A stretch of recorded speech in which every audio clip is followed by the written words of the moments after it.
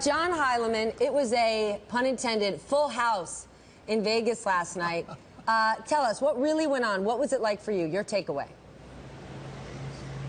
Well, I was up all night, Stephanie, gambling your money, putting it all on black or red or one or the other. Red. Bringing home just a giant pile of dough for you. So I hope you're happy with that. It was an interesting night. It was an interesting night, you know, sitting at the Wynn, which is, of course, a very opulent and very magnificent hotel here in Vegas and casino, filled with Democrats who were talking about income inequality and the 1% and Wall Street, as you guys were just talking about. So there was a little bit of incongruity between the setting and the rhetoric that we heard on stage. I agree with what Al said just now, although I'd actually go a little further. I think Hillary Clinton did a lot more than she had to do. I think she really gave a commanding performance. She's the only one on that stage who's got any experience as a presidential debater. She did 25 debates and forums against Barack Obama in 2008, and her experience really showed. She put Bernie Sanders in his place. She was very aggressive with him, pushed him over to the right on guns and over to the left on the market economy. And she hugged Barack Obama real close to her all night long, talked about Obama constantly, which I think is her way of sending a kind of message to Joe Biden to say, look, if you're going to get in this race, don't think that you're going to be able to position yourself as the natural inheritor of the Obama mantle. I'm going to compete with you for that. So she was doing a lot of interesting things strategically. She was strong. She was relaxed and commanding. I think it was a big win for her. All right, our Wall Street audience might not have stayed up that late because I got to get up early with the markets. Let's take a look at a bit of that exchange between Hillary Clinton and Bernie Sanders. My plan would have the potential of actually sending the executives to jail. Nobody went to jail after $100 billion in fines were paid, and would give regulators the authority to go after the big banks. But I'm telling you, I will say it tonight, if only you look at the big banks, you may be missing the forest for the trees. We've got to look at all the other financial institutions. In my view, Bernie, say my name. You do not. I will take a second. Okay, thank you. I'll tell him. In my view, Secretary Clinton, you do not. Congress does not regulate Wall Street. Wall Street regulates Congress, and we have got to break off these banks. Dr.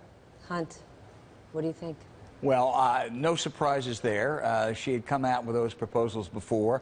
I think there were a whole lot of people at home saying, hey, Mabel, who's this guy Glass-Steagall? I don't think most Americans have any idea of that. I think most Americans aren't named Mabel either. I think that John Heilemann is right. It was a good performance for Hillary Clinton. I don't think it's something. Let me just put it this way. 20 years from now, David Weston, you're not going to be telling Lily's kids, your grandchildren, let me tell you about that Vegas debate of 2015. it was a rather forgettable night where Hillary Clinton did quite well. But let's talk like fraud is not a business plan sort of talk. I mean, that's red meat for the Bernie Sanders wing of the party. But is that going to resonate in the general, or is this just a primary issue? I think so? I do. I mean, Ben Bernanke said that there should have been people who went to jail. People really are really angry. They think, fairly or not, that Wall Street made out like bandits after the great crash and Main Street did not. So I think politically, one can argue substantively, but politically, I think that's a winner. As a matter of fact, Donald Trump, you'll note, can come up with a lot of populist rhetoric. John, you want to weigh in?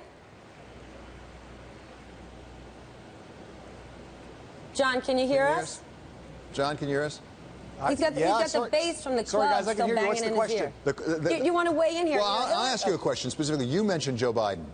Because I'm sorry, from my point of view, Al and John, the most interesting thing on the Democratic side right now is whether Joe Biden will exactly. He wasn't there. But the question is, what happened last night?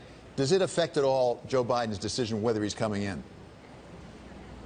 Well, we've done a lot of mind reading, and I certainly have contributed to that on Joe Biden and tried to report on him pretty aggressively over the course of the last couple of months. I don't really know what Biden's thinking. He's got to make up his mind pretty soon.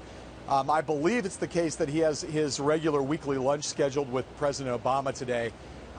The president, I think, has been pretty restrained in trying to give Biden advice, although it's my understanding the president's pretty concerned about the idea of Biden running and thinks that it might not be a great idea because he would not be in a good position to win. I wonder whether he will be more blunt with him today at that lunch, because I think the combination of things that have happened with on the Benghazi hearings that are coming up this week or next week, the undermining of the legitimacy of that hearing, and Hillary's strong performance last night, it's possible she is now kind of turning the corner on what has been a very bad stretch for her, and that is going to make it a lot more daunting. It was already daunting for Joe Biden. It's going to make it a lot more daunting if he's just looking at the political landscape, not just gauging his own heart.